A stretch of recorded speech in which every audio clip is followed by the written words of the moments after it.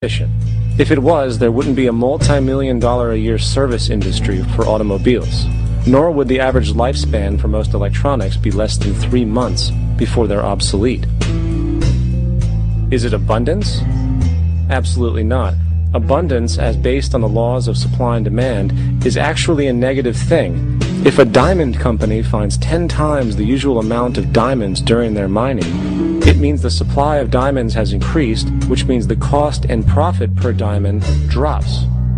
The fact is, efficiency, sustainability, and abundance are enemies of profit. To put it into a word, it is the mechanism of scarcity that increases profits. What is scarcity? Based on keeping products valuable. Slowing up production on oil raises the price. Maintaining scarcity of diamonds keeps the price high. They burn diamonds at the Kimberley diamond mines. They made a carbon that keeps the price up. So then, what does it mean for society when scarcity, either produced naturally or through manipulation, is a beneficial condition for industry? It means that sustainability and abundance will never ever occur in a profit system, for it simply goes against the very nature of the structure. Therefore, it is impossible to have a world without war or poverty. It is impossible to continually advance technology to its most efficient and productive states. And, most dramatically, it is impossible to expect human beings to behave in truly ethical or decent ways.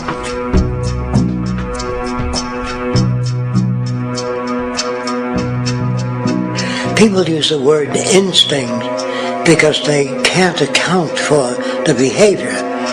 They sit back and they evaluate with their lack of knowledge, and they say things like, humans are built a certain way, greed is a natural thing, as though they've worked for years on it, and it's no more natural than wearing clothing.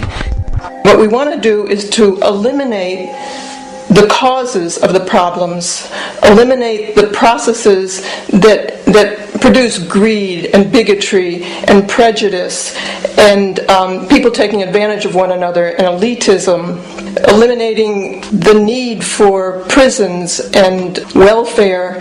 We have always had these problems because we have always lived within scarcity and barter and monetary systems that produce scarcity. If you eradicate the conditions that generate what you call socially offensive behavior, it does not exist. The guy said, well, isn't that inborn? No, it's not. There is no human nature. There's human behavior, and that's always been changed throughout history. You're not born with bigotry and greed and corruption and hatred. You pick that up within the society. War, poverty, corruption, hunger, misery, human suffering will not change in a monetary system. That is, there'll be very little significant change.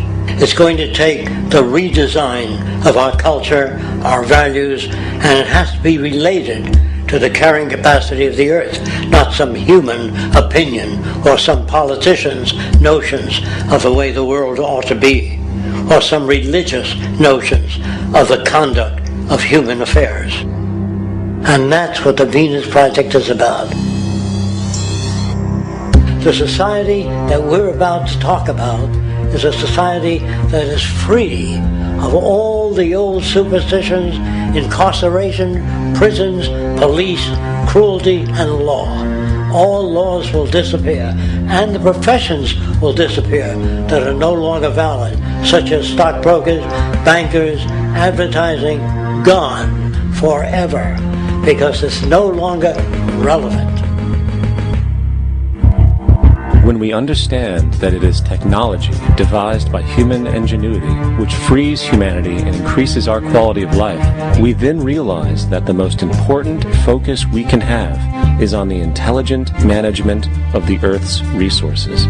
For it is from these natural resources we gain the materials to continue our path of prosperity. Understanding this, we then see that money fundamentally exists as a barrier to these resources, for virtually everything has a financial cost. And why do we need money to obtain these resources? Because of real or assumed scarcity. We don't usually pay for air and tap water because it is in such high abundance, selling it would be pointless. So then, logically speaking, if resources and technologies applicable to creating everything in our societies, such as houses, cities, and transportation, were in high enough abundance, there would be no reason to sell anything. Likewise, if automation and machinery was so technologically advanced as to relieve human beings of labor, there would be no reason to have a job. And with these social aspects taken care of, there would be no reason to have money at all. So the ultimate question remains: do we on Earth have enough resources and technological understanding to create a society of such abundance that everything we have now could be available without a price tag and without the need for submission through employment? Yes, we do.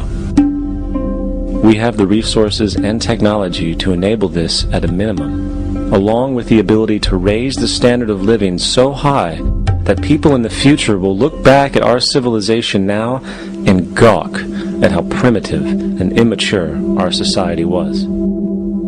What the Venus Project proposes is an entirely different system that's updated to present-day knowledge. We've never given scientists the problem of how do you design a society which would eliminate boring and monotonous jobs, that would eliminate accidents in transportation, that would enable people to have a high standard of living, that would eliminate poisons in our food, that would give us other sources of energy that are clean and efficient. We can do that out there.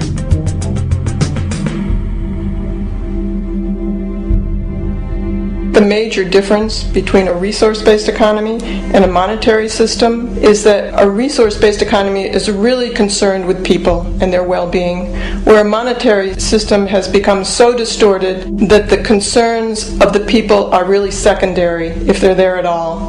The products that are turned out are for how much money you can get. If there is a problem in society and you can't earn money from solving that problem, then it won't be done. The resource-based economy is really not close to anything that's been tried. And with all our technology today, we can create abundance. It could be used to improve everyone's lifestyle. Abundance all over the world if we use our technology wisely and maintain the environment. It's a very different system, and it's very hard to talk about because the public is not that well enough informed as to the state of technology.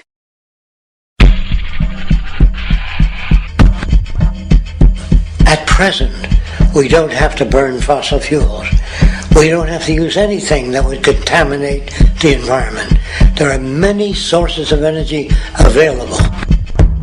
Alternative energy solutions pushed by the establishment, such as hydrogen, biomass, and even nuclear, are highly insufficient, dangerous, and exist only to perpetuate the profit structure that industry has created.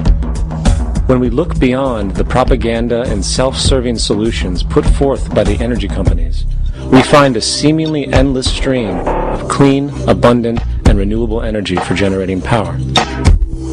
Solar and wind energy are well known to the public, but the true potential of these mediums remains unexpressed.